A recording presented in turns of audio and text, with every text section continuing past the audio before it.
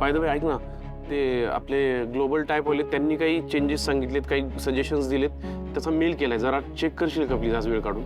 अजून inputs mail केलेत? अरे यांचं संपतच नाहीये. म्हणजे हे कदाचित पहिलं डील असेल जे अजून फायनलाइज झालेलं नाहीये. इतका वेळ पहिल्यांदाच लागलाय. हां, मी बघतो आता त्यांचं काय म्हणणं आहे. सध्या आपण रोहनच्या प्रेझेंटेशन वरती कॉन्सन्ट्रेट करूया. तो आता येईलच थोड्या वेळात. ओके. हाय देर. हॅलो. ये तुझ्याच बद्दल बोलत होतो. ए थांब एक मिनिट. Good morning. हे गुड मॉर्निंग. थँक्यू आनंद सर. थँक्यू. पाय कसं आहे तुझा? पाय इज बेटर नाउ.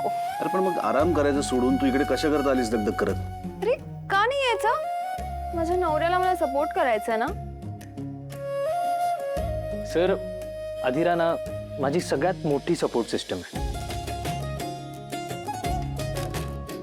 आणि इतकंच नाही, आजचं प्रेझेंटेशन आम्ही मिळून करणार आहोत.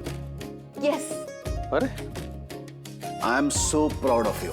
मला खात्री आहे की तुम्ही नक्कीच चांगलं प्रेझेंटेशन द्याल. ओके, सुरू करूयात. Let's do it. या. चला सुरू करूया. All the very best. Thank you.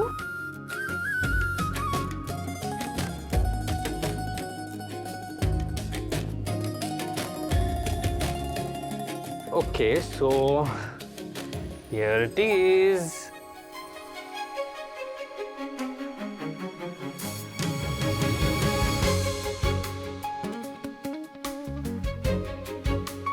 Okay, so sir, first of all मी तुम्हाला थोडं इंट्रोडक्शन देईल आणि मधले मधले काही फीचर्स तुम्हाला अधिरा एक्सप्लेन करेल. येस. जरूर. सो बेसिकली हा एक ॲप आहे. ओके, एक ॲप जो पूर्णपणे AI ड्रिव्हन आहे.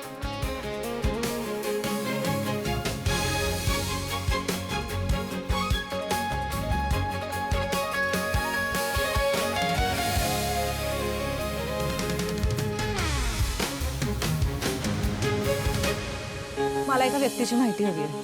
ती का आली आहे?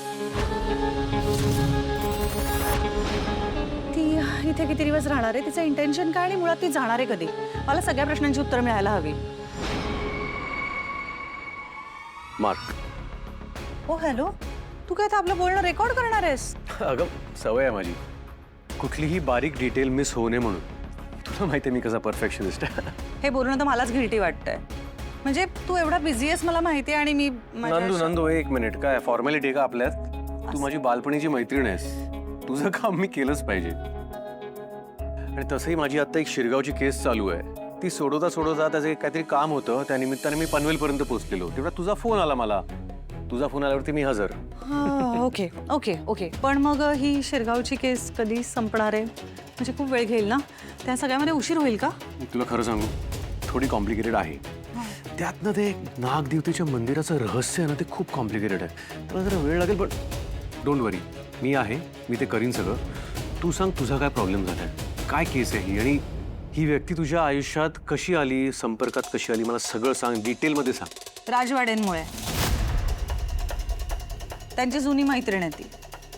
मार्क. अरे अशी भस्कन आली आमच्या आयुष्यात आणि बघू तेव्हा त्यांच्या गळ्यात पडलेली असते. मुळात काय आहे तिचं? ती इथे राहणार आहे आता आयुष्यभर का? काय तिचं म्हणणं आहे? आणि मला ना या सगळ्या गोष्टींची माहिती मिळायला हवी. एक मिनिट नंदू, म्हणजे तुला तुझ्या नवऱ्याच्या जुन्या मैत्रिणीची माहिती हवी आहे? त्यासाठी तू मला इथे बोलवलंस?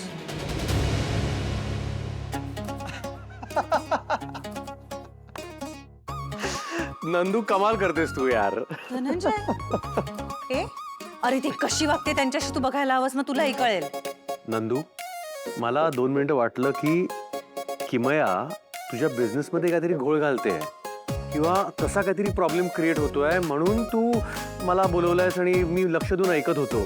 पण हे काहीतरी वेगळंच. कमाल आहे तुझी. मला वाटलं लग्न झाल्यावर तू छान सेटल झाली असशील, संसारी बाई झाली असशील, तर तू संशयी बाई सुद्धा झाली आहेस.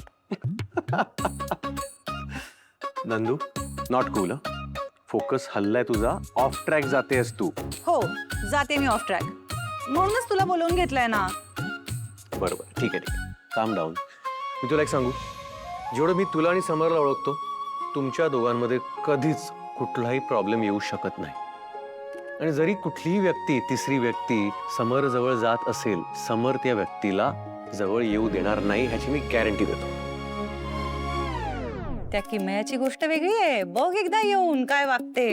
आणि मुळात त्यांची जुनी स्पेशल फ्रेंड आहे ना ती. अगं त्या जुन्या गोष्टी झाल्या. हो, मग इतक्या वर्षानंतर कशाला आली ती जुन्या मित्राकडे? माझा एक, माझी आत्ताची ही केस सॉल्व्ह झाली ना, लगेच मी निघून मुंबईला येतो आणि तुझी मदत करतो. हं? ओके. पण तुलाही माझ्यासाठी एक काम करावं लागेल. देव तुझं ऐकतो ना, देवाकडे प्रार्थना कर की माझ्याकडून ती शिरगावची केस लवकर सॉल्व्ह होईल. नक्की करेन प्रार्थना. मुळात ती केस तुझ्या हातात आली आहे ना, मग झालं तर ती सॉल्व्ह होणारच आहे. शाब्बास. आणि मी लगेच येतो आणि मला एक खात्री आहे की मी येईपर्यंत किमया इथून गेली असणार. I hope so. आणि जर नसेल गेली तर मी आहेच की. मला फोन कर, तुला माहिती आहे मी लगेच निघून येतो. तोपर्यंत प्लीज ओव्हर थिंक करू नकोस आता. ओके? प्रयत्न करते. काळजी घे स्वतःची. ऑल द व्हेरी बेस्ट तुझ्या केससाठी. थँक्यू. चल येतो. Bye bye.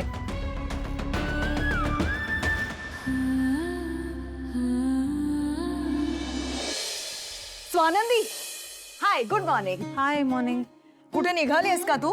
हो, ऑफिसला चालले. Good, very good, great. 5 मिनिटं थांब, मी पण येते लगेच. एक मिनिट. तुम्ही माझ्या ऑफिसला येऊन काय करणार आहात? जाऊन तुझ्या नवऱ्याला ना फटके द्यायचे. ओ नाही, मी राजवाड्यांच्या ऑफिसमध्ये नाही काम करत. मी माझ्या ऑफिसला चालले. म्हणजे तू सॅम बरोबर ऑफिसमध्ये काम नाही करत, तू वेगळाच जॉब करतेस. हो. You're kidding me, हा? नाही, खरंच. मी माझ्या लग्नाच्या आधीपासून जॉब करते आणि फक्त लग्न झाल्यावर मी तो कंटिन्यू केला. आणि सॅमला काहीच प्रॉब्लेम नाहीये. नाही, त्यांना का प्रॉब्लेम असेल? He is being very supportive. म्हणजे जेव्हा सॅमचं लग्न झाल्याचं मला कळलं ना, तेव्हा मला असं वाटलं की त्याची बायको बिझनेस वुमन असेल, करिअर ओरिएंटेड असेल, लीडरशिप क्वालिटीज वाली असेल, बिझनेस सांभाळणारी असेल, अशी स्ट्रॉंग वुमन. कारण त्याला अशाच मुली आवडतात ना, म्हणून मग तुला भेटले. मग मला असं वाटलं ओके, होम मेकर आहे, सॅमनी प्रॅक्टिकल निर्णय घेतलाय. म्हणजे तो ऑफिसच्या निमित्ताने बाहेर असेल तर तू घर सांभाळशील. पण तू तर वेगळ्याच कंपनीमध्ये एक जॉबच करतेस. किमया, अगं स्वानंदी ना खूप स्वाभिमानी आहे. म्हणजे कसं आहे ना, ती सामान्य घरातून आली आहे ना, त्यामुळे शिक्षणानंतर लगेच नोकरी, इतकीच ॲम्बिशन असते त्यांची, नाही का स्वानंदी? इंटरेस्टिंग तर आहेच. काही लोकांना असं वाटू शकतं की नोकरी करणं म्हणजे कमीपणा वगैरे आहे, पण असं काही नाही आहे. अहो,